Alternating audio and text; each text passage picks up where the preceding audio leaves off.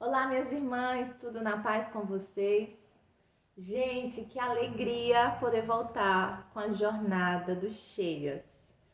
Seja muito bem-vinda ao Cheias de Eternidade, que será o nosso estudo devocional na carta de Paulo aos Colossenses. Nós estamos desde 2020 trabalhando textos bíblicos e estudando livro a livro da Bíblia. E a gente já tem jornadas para o ano inteiro. E o nosso objetivo é que todo esse ano de 2026 nós possamos estudar um livro da Bíblia em cada mês. Esse é o meu convite para você. Nós estamos nesse momento introduzindo a carta aos Colossenses e como a gente tem um estudo temático, cada livro a gente leva o nosso olhar para um tema bíblico. Nesse nós vamos falar da eternidade, principalmente porque Paulo traz esse convite de direcionar o nosso olhar para as coisas que são do alto, né? Para aquilo que está em Cristo Jesus. Então, quando nós falamos de eternidade, nós temos duas coisas aqui para pontuar. A primeira delas é o tempo, e depois nós vamos falar do reino. Eu queria que durante a leitura vocês tivessem essas duas perspectivas aqui, certo? A eternidade, gente, não é só aquilo que vem depois. E o reino de Deus, né, o reino dos céus, como a gente costuma dizer, não é uma coisa só pós-morte, como a gente costuma pensar, o que a gente vai desfrutar depois. A gente vê em todas as escrituras o Senhor falando que esse reino é chegado, que já está diante de nós. Observe, trouxe alguns textos aqui para a gente pensar. Esse tempo, essa eternidade, ele é um tempo misterioso, né? A gente tem um desejo por ele, a gente sente uma certa saudade, mas a gente não compreende tão bem o que de fato é esse tempo eterno, porque está muito distante daquilo que nós podemos compreender.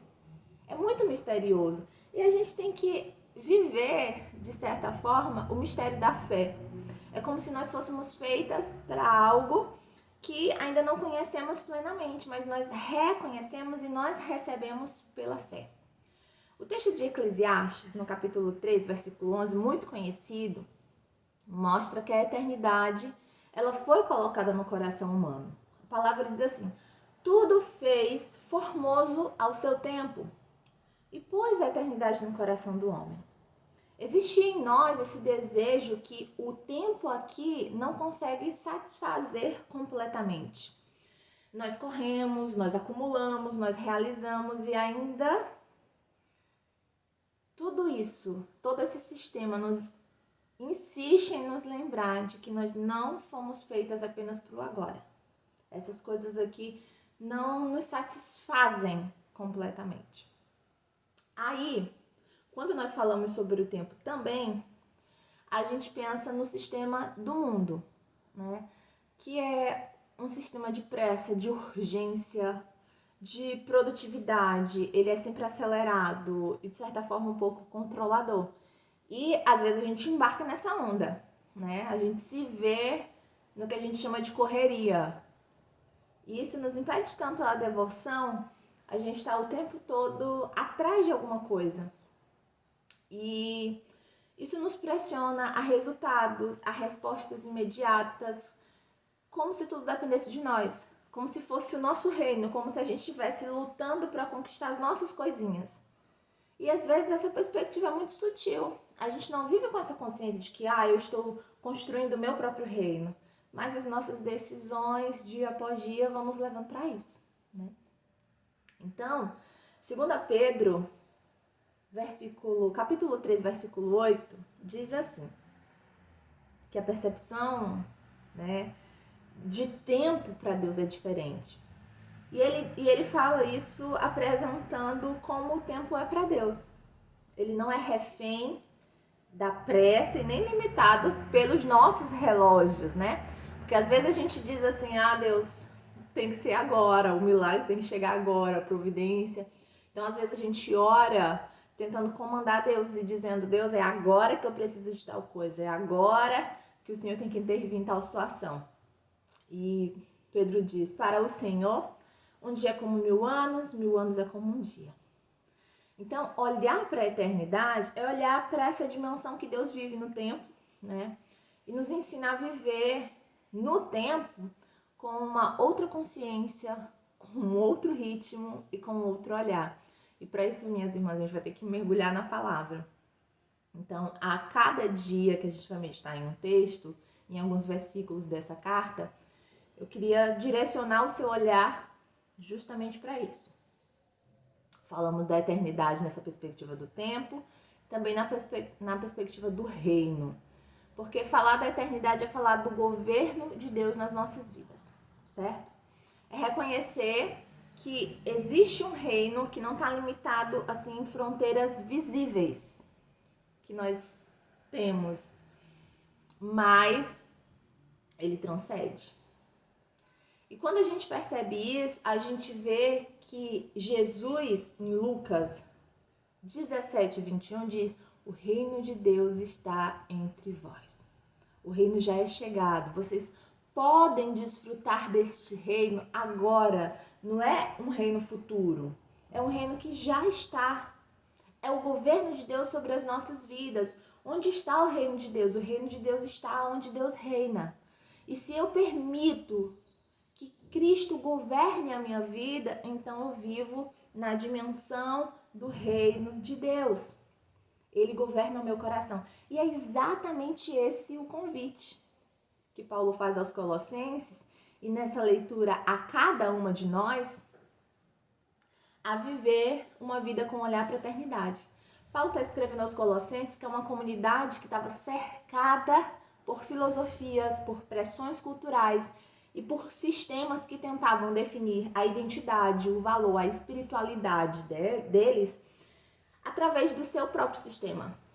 Então, ele nos chama a tirar o olhar dessas coisas. E Colossenses 3:1 diz: buscai as coisas que são do alto, onde Cristo vive, assentado à direita de Deus. Eu não posso ancorar minha vida no governo deste mundo, nem no tempo deste mundo, mas em Cristo. Então, se você quer direcionar este ano e a sua vida pelo olhar da eternidade, aonde Cristo está, onde é no tempo de Deus, no modo de Deus, essa jornada devocional é para você. Então, Colossenses nos lembra que a eternidade ela não começa quando nós morremos, mas quando nós somos alcançadas pela obra de Cristo. Colossenses 1:13 diz: Ele nos libertou do império das trevas e nos transportou para o reino do Filho do seu amor. Observe, já houve essa travessia.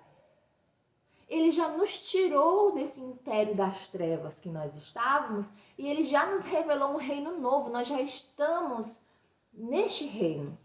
E nós precisamos desfrutar, e nós precisamos aprender a ter essa visão, a nos alinhar com Deus naquilo que Ele está fazendo no mundo e nas nossas vidas também. E muito mais do que querer saber, né, o que vai ser da minha vida, quais são os próximos passos, mas confiar.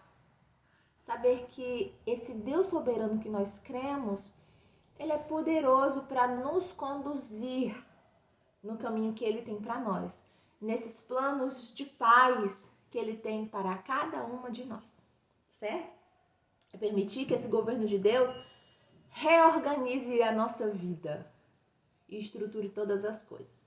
Então, meu convite para você é viver com um olhar para a eternidade.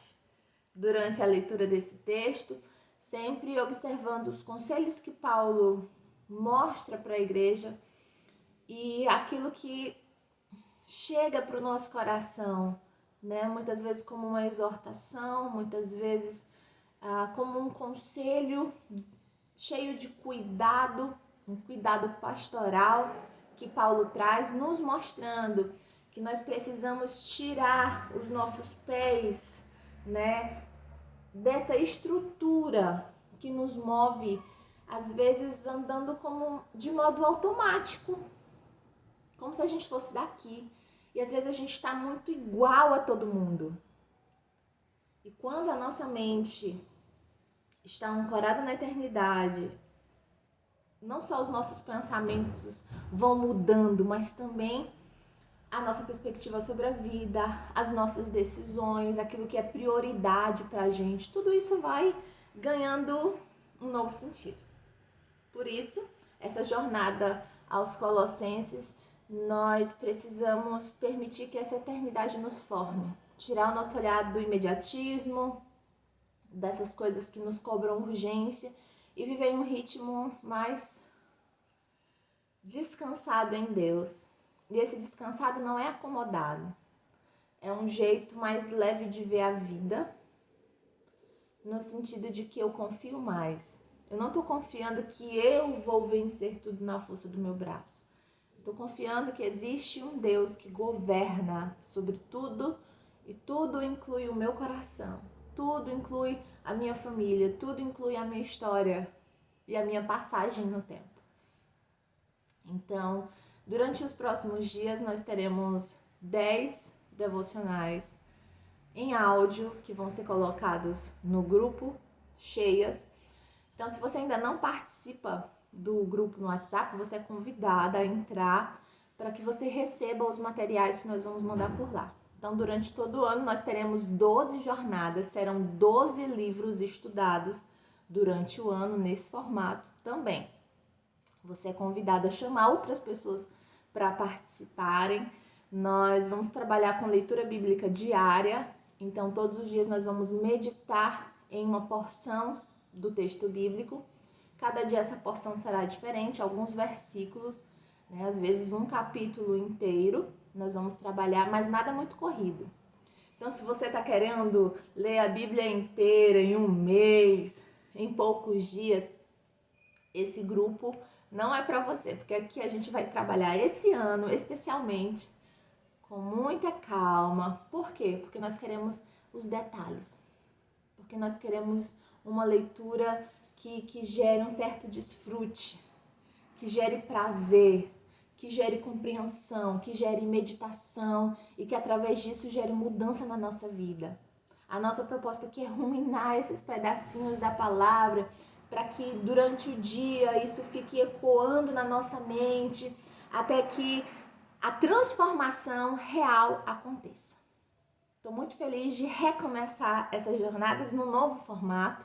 Então tem muita coisa nova chegando. Eu espero que você tenha aí seu caderninho para anotar os devocionais, as perguntas que a gente coloca no final de cada texto, para que você realmente responda, para que você realmente esteja comprometida com essa jornada que vai fazer um bem para a sua vida, para a sua espiritualidade, para que você cresça no conhecimento do Senhor e na obediência diante de tantos mistérios, como é esse tema que a gente vai trabalhar, que é a eternidade. Então, que você aproveite cada vez mais e desfrute desse tempo, esteja com o coração cheio da palavra de Deus e da eternidade na sua vida.